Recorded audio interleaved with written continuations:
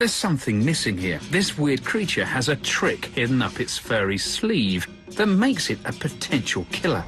But more of that later. Borneo is the third largest island in the world, sitting in the South China Sea, just south of the Philippines and north of Java.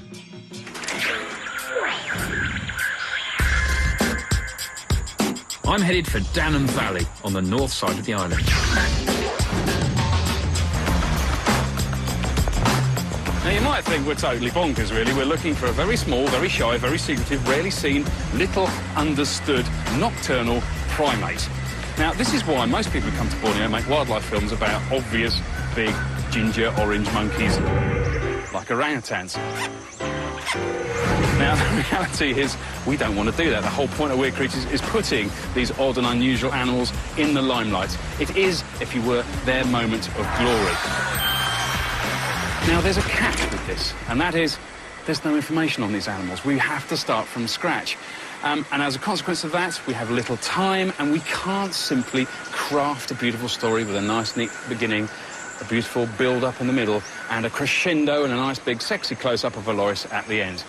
We're going to do it just as it happens, as the story unfolds. We really don't know how this is going to unfold, and that is the beauty and the excitement of this kind of programme. At the end, we may see a loris, we may see a loris tomorrow, we may even see one today. But that is why Weird Creatures is so exciting, because we don't know how it's all going to end up. The one thing I do know is where we're going to begin, and that's at the Danum Valley Field Centre, a scientific hub in the middle of nearly 500 square kilometres of primary rainforest. I'm meeting up with an old friend of mine, Simon Amby, who's worked in Danum on and off for nearly 25 years.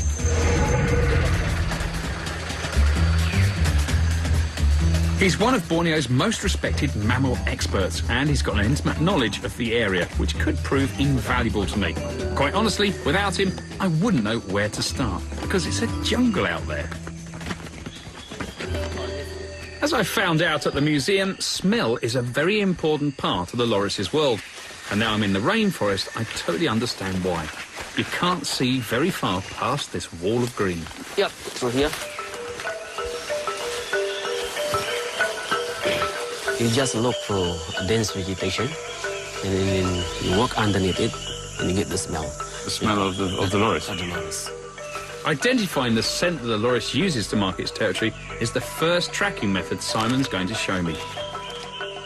It's so still in the forest, there's no breeze at all. It feels like the air, you can actually sort of cut your hand through it. It feels like a solid thing. The smells just sort of hang around in clouds, and unless you manage to just break through a patch of it, it's very, keep moving around until you get a bit of eau de loris. Just drag the camera crew up this slippery bank and through the undergrowth. For what? So they can film a smell. And it is quite a strong one. There's definitely a different odour. Simon's pointed this out, and it smells like, well, it doesn't have really any kind of anything I can think of that's that Western. There's no point of reference.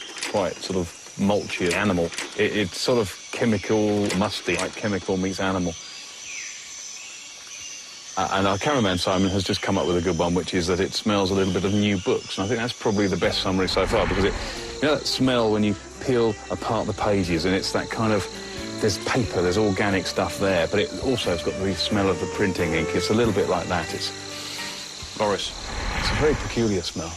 I'm losing it now because I'm getting wafts of the camera crew, because they've all got their own personal odours. Nice ones, don't get me wrong, nice smells, perfumes and insect repellents and such. But it's a smell I won't forget, though. The loris, not the camera crew. By smelling trees like this, Simon knows that several lorises are in the area.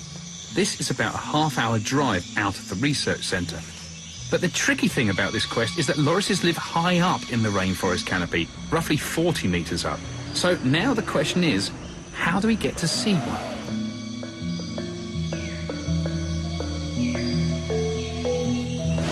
The plan is to make and set up around 7 traps that will be hung in the trees somehow. Excellent. Now you're going to do the same the other side, yes? Simon has handmade these traps using traditional designs. Each is tailor-made to work in a different position in the tree. Low tech, but very clever stuff. So this one looks a little more complicated. Okay, this one have twin door. Right. So this really is taking advantage of animals using the same path or same passage through the trees. Yes. And then it comes in this end, or whichever end passes through, and all it has to do is touch the treadle here. It's very beautiful. What remains to be seen is how we're going to get these traps up into slow loris country. Now, this jungle is not only dense, but its canopy ranges between 40 to 80 metres high, well out of reach for the mere naturalist. So, as I travel to set up the first of 7 traps, I'm intrigued as to how this might work. Meet another Simon Amos, a high-access expert. And his solution is the use of a 3-metre-long yellow catapult. What we're looking at doing is getting a weight on a fishing line quite high up, above where we need the trap to be. We've got to go for those ones right up there. Yeah, it can be after this first branch.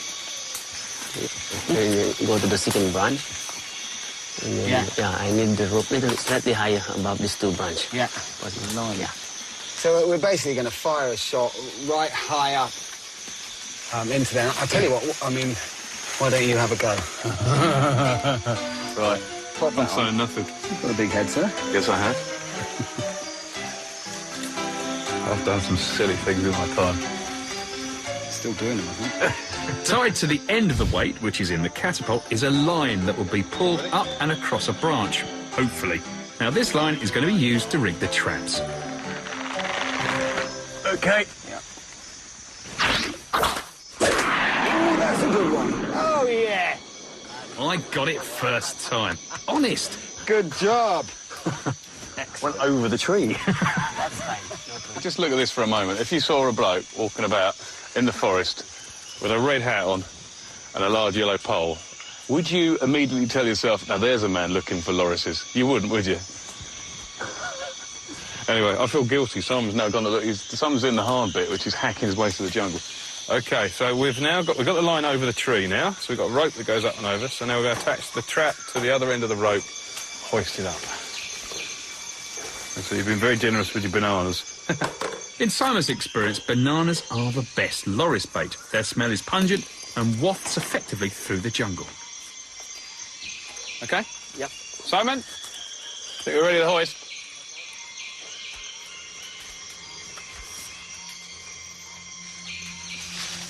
Oof. Sorry. That's all right. Should get the crash out on. Okay, that's it. Yeah. Yep. There you go, mate. Hour and a half, 1 trap set. The other 6 banana-laden traps went up, but in pitch black, so you'll have to trust me. It was too dark for the camera to film. So we have 7 traps strategically placed up in the canopy. Now all we have to do is wait for the lorises to wake up and help themselves to a banana. In the meantime, I'm going to lure in some other wildlife, but not with the trusty banana. Bugs. Bugs never let you down. So what we're going to do, this is our veranda here, so I'm going to put up a sheet, hang it up here. It'll all become very clear what I'm up to in a minute. Things with the tropics, it's incredibly diverse, and that is even more apparent in the insect world. Biodiversity, incidentally, is not a washing powder. It's literally the diversity of life. It's a perfect night, actually. The rain has stopped. Car battery. A nice black light. And we will now plug it in. I'm going to create what our insect-loving loris might consider a banquet. Bingo. But for me, it's a chance to show you some of the most extreme creepy crawlies on Earth. Well, already it's working. It's a little bit rough and ready, but so's the show. And you can see the principle already. We've got loads of little things, nothing to get really excited about. So now it's set up, I'm going to leave it up most of the evening, see what comes in. So I might keep coming back and investigating to see what's turned up. Or I can settle into my rocking chair and dream of lorises.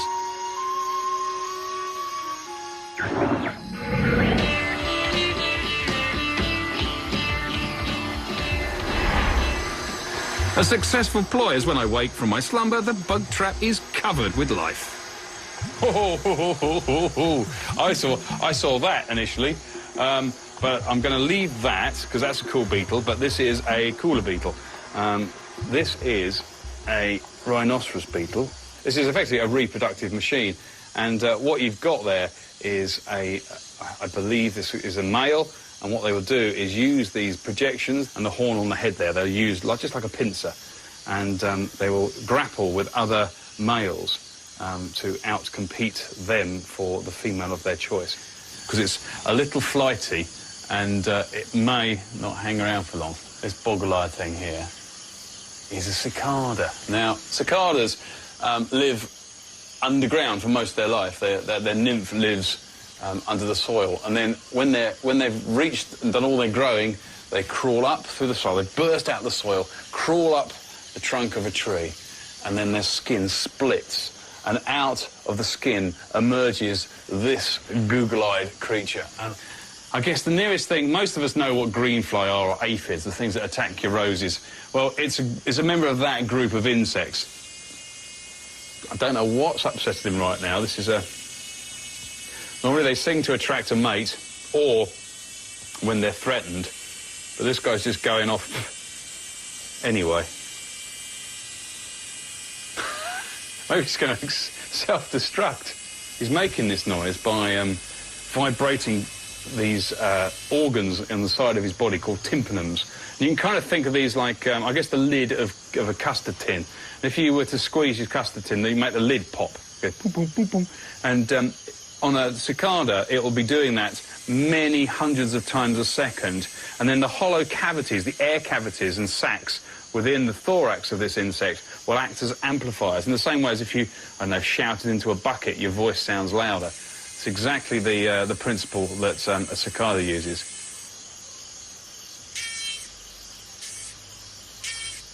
I'm sure there's a useful application for this bug. An intruder device, maybe.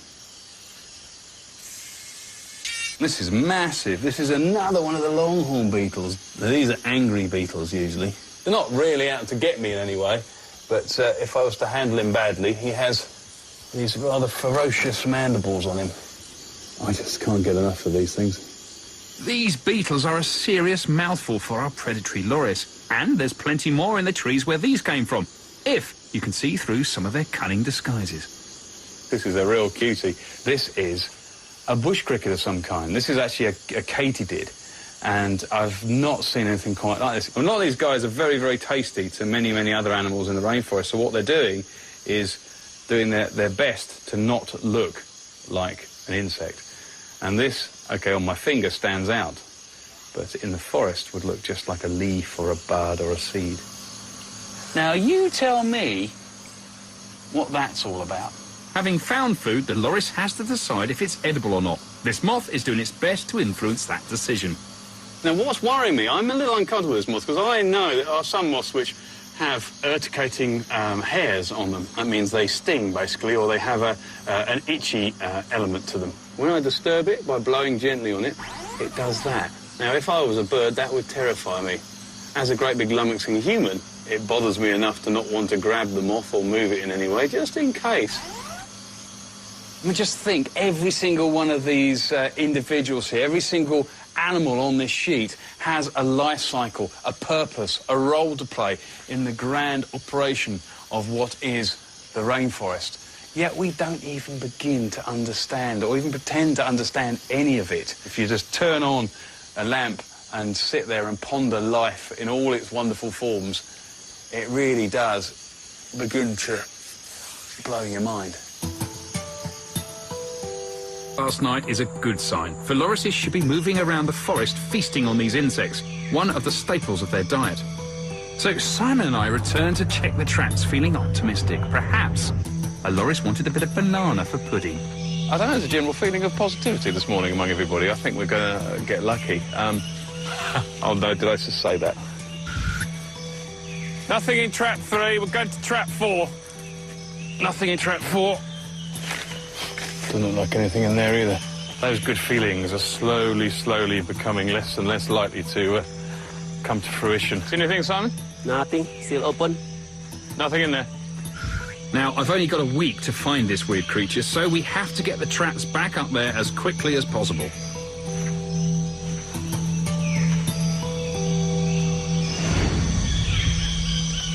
Drawing a blank with the traps has made me curious about what's going on up there. It's a world apart from the one on the forest floor. Many canopy animals have adapted to this high life by flying and jumping to take advantage of the wealth of vegetation and the abundance of life contained within the tops of the trees. But the loris is different. He neither leaps nor flies. Unlike its cousin, the tarsier, instead they wander silently through the canopy along a highway of vines and branches. Back at the museum, Ian Tattersall explains a surprising adaptation that allows the loris to be such a stealthy predator. There's a little structure, a network of blood vessels in the wrist and the ankle of these lorises that helps them to maintain a constant blood supply to the muscles that flex the hand. These guys are not only fruit eaters, but they're predators. It has been said that, in fact, this reti, this little network of small blood vessels, actually reduces the pulse that gets transmitted to the branch when they're moving along very slowly about to strike their prey. So it has another function too. Sort of a silencer. It's and basically increased plumbing, which just means that there's a super grippy hand. Mm-hmm. This is an unusual adaptation, but it's nothing compared to what's coming up later. That's a potential killer. Sorry, but you'll have to wait for that. Lumbering along the forest floor, I become obsessed with the idea of getting high into the canopy to see the loris's habitat with my own eyes. Oh.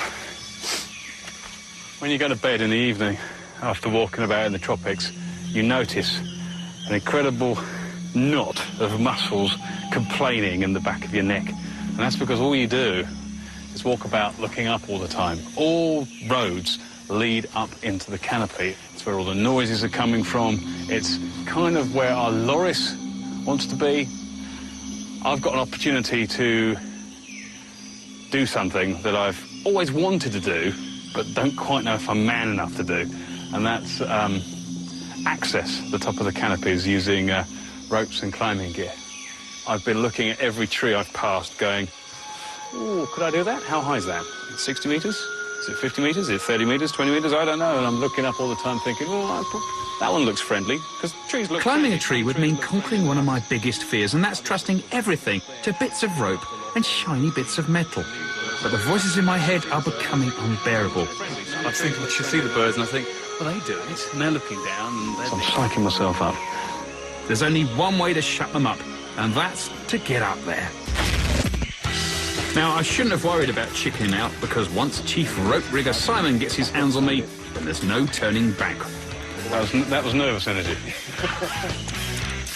Which one's mine? Which bit of string's mine? Royce's don't have to do this, isn't it? It's going to take us a little while. But slowly, just like a loris. Considering our kind was supposed to have evolved in the trees, and that's where we got our wonderfully useful opposable thumb from, we've kind of definitely lost touch with this environment, haven't we? In order to require all these gubbins, in order to effectively do what most of the creatures in the rainforest do without a rope or a carabiner. Onwards and upwards, quite literally. See, when David Attenborough did this, he sort of whizzed up. Weird. I'm so hot and sweaty. I'm exhausted. I need my bed.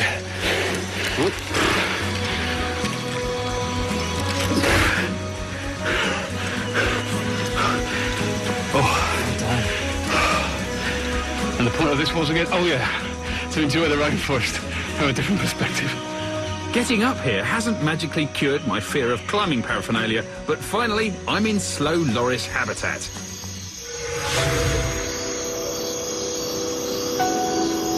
Oh, it's phenomenal. That's her up.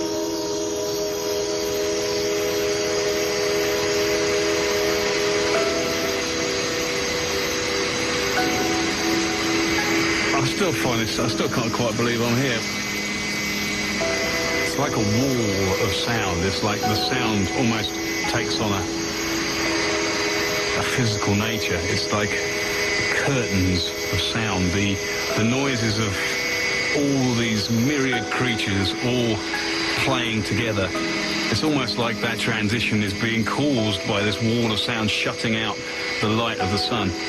This is kind of one of the oldest dialogues on Earth, and it's a real treat to be sitting right here eavesdropping on the forest speaking to itself. In spite of this cacophony, when I shine my light into the surrounding branches, nothing looks back at me. I'm not seeing anything yet, but who knows, we might get something later on. There's a lot less going on in my tree than I thought there would be. But there again, a big pink ape was always going to be rather conspicuous, and reason enough to make most wildlife run for it. Thoughtfully, the director has arranged for me to sleep up here. Great. So there's going to be plenty of time for watching wildlife. Why my nerves? The first time in my life I've been terrified of going to bed. I don't know why. Well, I do know why. I'm 40 metres off the ground. Whoa. Whoa. Oh, I feel like I've been loading my own coffin. Just let the coffin take away. I've got a cicada in my bed. Oh, you can see now, that is basically like a giant green fly or plant hopper. Anyway, thank you very much. You arrived in the nick of time. I was just beginning to look stupid. Something to talk about, takes my mind off where I am. But at last we get to meet one of the animals that is a key player in the fantastic symphony of the jungle. Now if he stays there, it could be my alarm clock in the morning, couldn't it? I'm not cut out for this. I'm a terrestrial naturalist. God knows what happens if I need the bathroom in the night. Good night if you can see me. It's going to be a night unlike any other I've ever spent. Suspended by bits of metal. In a tree. I think I've just found the limits to which I'll go to find my weird creature. The only thing that comforts me is that 7 banana-baited traps are dangling somewhere in the trees. And it's hunting time for lorises. We're in the right place at the right time. Anything could happen.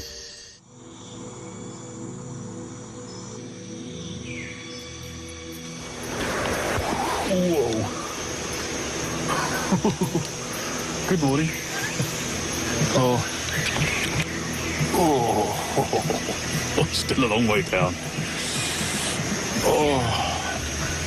Si, our cameraman, Simon, the chief rope rigger, and assistant Martin leap around this tree, totally in touch with their inner primate. But not me. Ooh. Oh, you're not looking good this morning, Nick. You're looking like you didn't sleep a wink. Well, that's because I didn't. I'm talking to myself. This is my video diary. Dear diary, last night I did a very silly thing. I climbed up a tree with a bunch of people that like it. However, I'm glad I've done this because it is one of the most amazing places I've ever woken up. I mean, that's a pretty good view, isn't it? There's my next door neighbour. Let me just go in for a close-up. It's a little agamid lizard of some kind. But our lizard is sitting there, picking off ants as they come past him, almost like they're on a conveyor belt in one of those sushi restaurants. Look this way. Thank you.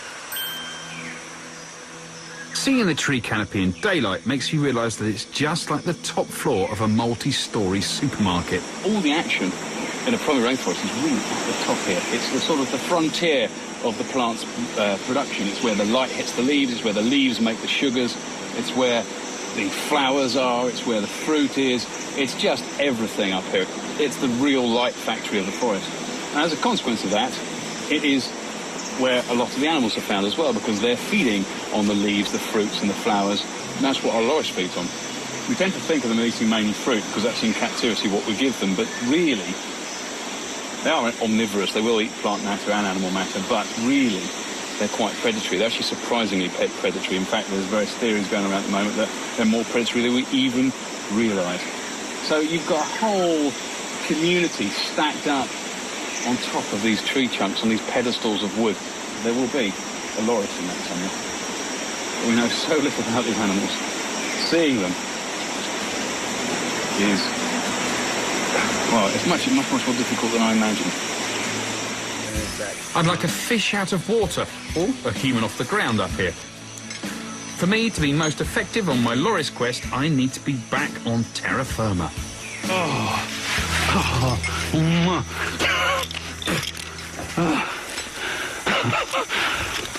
Fantastic, but doesn't suit me up there really. However, I had a cracking time.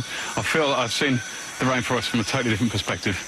I feel like I know just a little bit more, but enough monkeying around on ropes. It's time to find some other primates. We're going to try and find the loris now.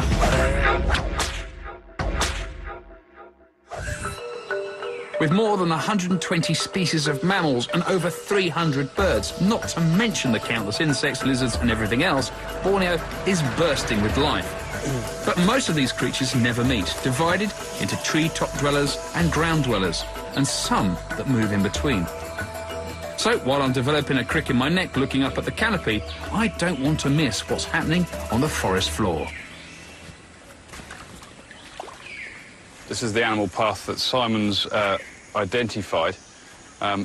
We've got another little toy here that we're going to deploy, sort of camera trap effectively. So what we're going to do is strap this to this tree, pointing out towards the path.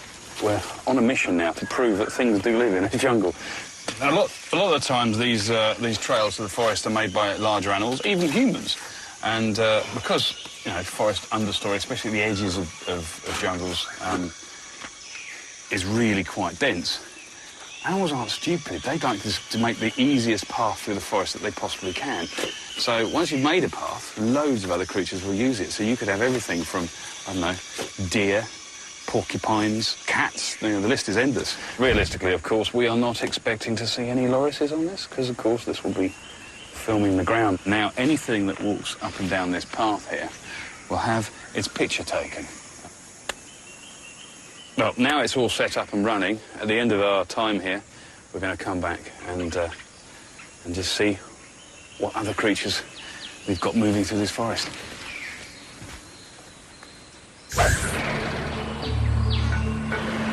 On our way to the daily trap check, I come across what most people think of when you say the word monkey. Finally, we see animals in the rainforest. One's still there. These are pigtailed macaques. There's two species here in the forest. There's the one with the long tail, and there's the one with the tiny curly tail. Loads of things are running through my head right now, which is, one, how different they are as primates to the loris. They couldn't be more different. They're different ends of the scale. Just straight away, the fact these are going and making a noise to keep the clan together. They're a very social animal. They hang out in extended family groups. These primates don't use scent in the same way as our loris, yet they're still primates. They still have that opposable thumb. They still have all the other characteristics of that group of mammals. Our loris is much more specialised. It's nocturnal, so of course it's got those big eyes. That's the first thing that really hits you when you do see a loris. You know, to me, it's like I get my head around the fact they're both primates, and they're both primates together. But there is one big difference between these primates and the loris. You've waited long enough, you want weird, then check this out.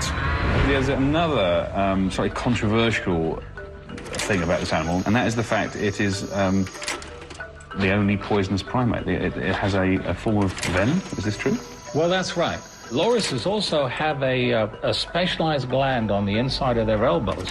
This substance that the gland exudes happens to be toxic.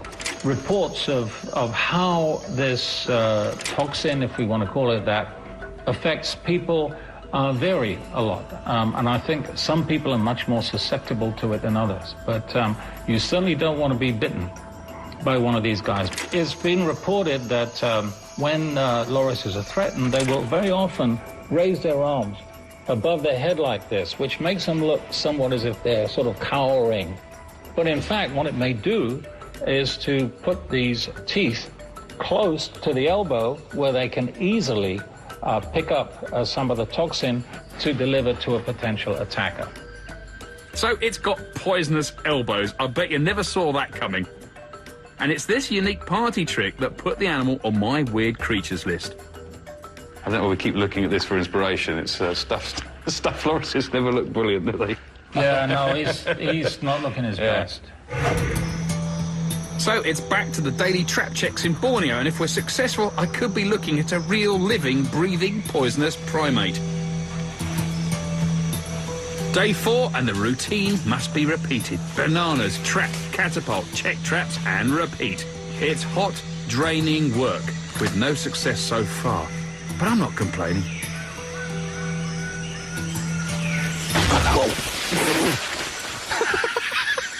What I was about to say is it's pretty steep and slippery, which means it's probably best to leave the crew here, and we'll shout if we catch anything.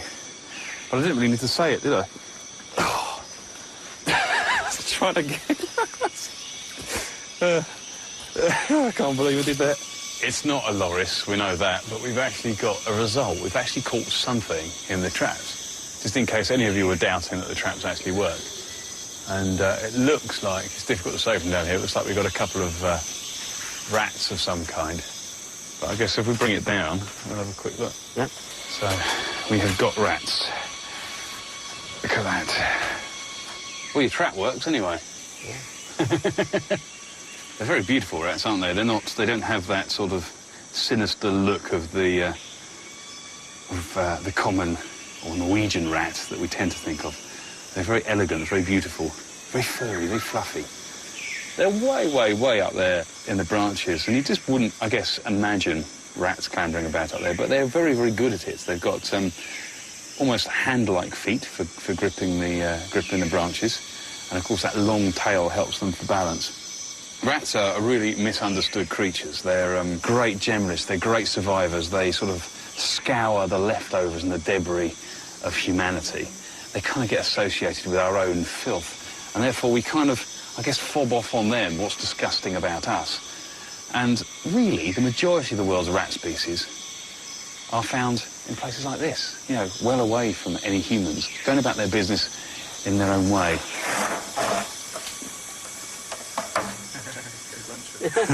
Comes complete with a banana. Go on then, off you go.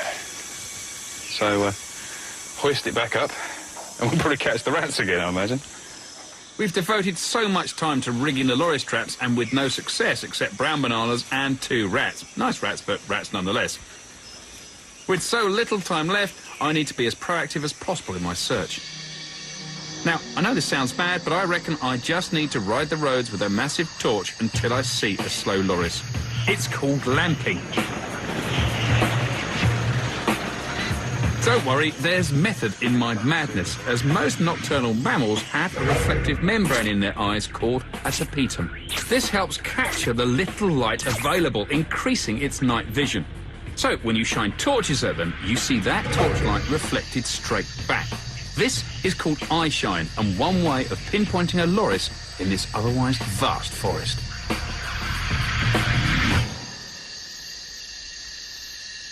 I have to say, it's a lot harder than I thought. I thought we were going to see a lot more by now.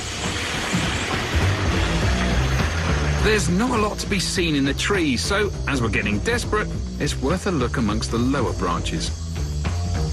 But again, nothing. Obviously, because the slow loris very rarely comes down to this level. Teasing me. But one high flyer is a regular visitor. Wallace's flying frog. Now, this is my all-time favourite frog, and it's a beauty. We got the frog. Look. Look at that. Frogs don't come more perfect than this.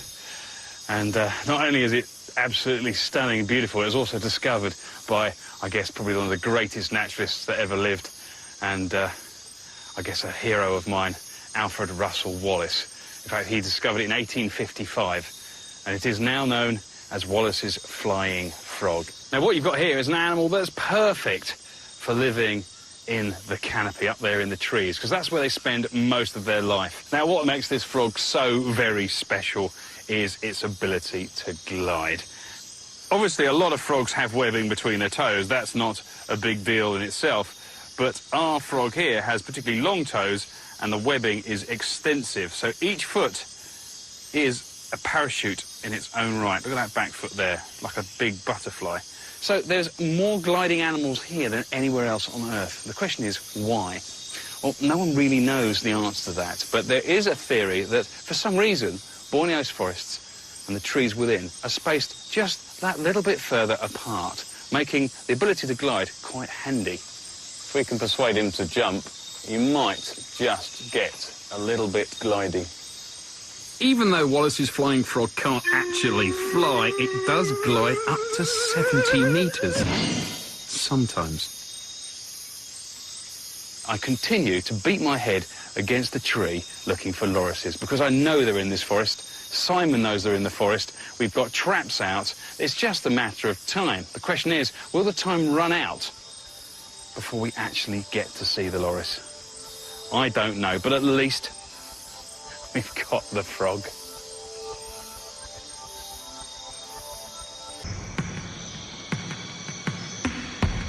So far, the jungle has kept this weird creature a secret from me. And with just one day left, our chances of finding one are looking slim. Top trap up there. Oh, I got excited there for a moment. We've collected the camera trap that we set a few days ago, and it's always exciting to find out what's walked past. Now, this has gone to night shot now, so this is after dark. Now, this looks very peculiar if you're not used to these, because there's nothing quite like this animal. It is clearly, I can just see the pattern on the tail on the leg there. It's a pangolin, also known as a scaly anteater. And their unique characteristic, and why they get one of their common names, is their body, instead of being covered in hair or bristles, like most mammals, is covered in this, well, overlapping, hard, scale-like plates. And it uses those literally just like a chainmail coat. It's a brilliant way of avoiding the sharp bits of their potential predators. It's kind of shiny, it's got this kind of varnished appearance, but this time it's standing up on its hind legs. It's tripoding, using its tail to lean back on, and it's looking back in towards the centre of shot. But these animals feed on ants and termites. It's actually quite common here in the forest. You rarely get to see them, though, because they're very, very secretive. It's a very, very lovely animal. It's got a very unusual profile because it doesn't have big ears or any obvious shape around the head. It just sort of tapers out to its very narrow mouth for feeding on ants, but a lovely picture. It looks like a leaping fish because the scales are wet as well. Oh, there's a nice bird. Now, this is a lovely lady. This is the female Argus pheasant. Now, we've heard them out in the forest. When they're displaying, when the males are displaying, they make this great woo, woo, woo, woo call, and it echoes around the forest, and it's so frustrating for somebody who likes looking at these birds because it is a stunning bird. Unfortunately, we've only caught the female here, and as much as I love the females, this is not as stunning and beautiful as the male. The male has an incredibly flamboyant plumage, really, really long wing feathers, which have got these lovely eye spots, almost like they've been airbrushed. Now, I love all this stuff, partly because that is just one camera on one trail in the forest, but also it fills you with great inspiration. It's a great thing to see, knowing that all these animals are out there wandering about the forest at the same time we are.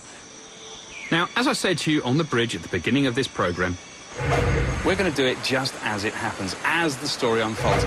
and I swear on my favourite pair of binoculars that this really is my last day in Borneo and my very last chance to find a slow loris. No pressure then. We're heading out with the lamps again, trying to spot that loris giveaway sign. I shine. Got a small-toothed palm civet. Oh, it's just false alarms. We so want to see a loris. It's our last night, and we've decided to go on a mega drive lamping.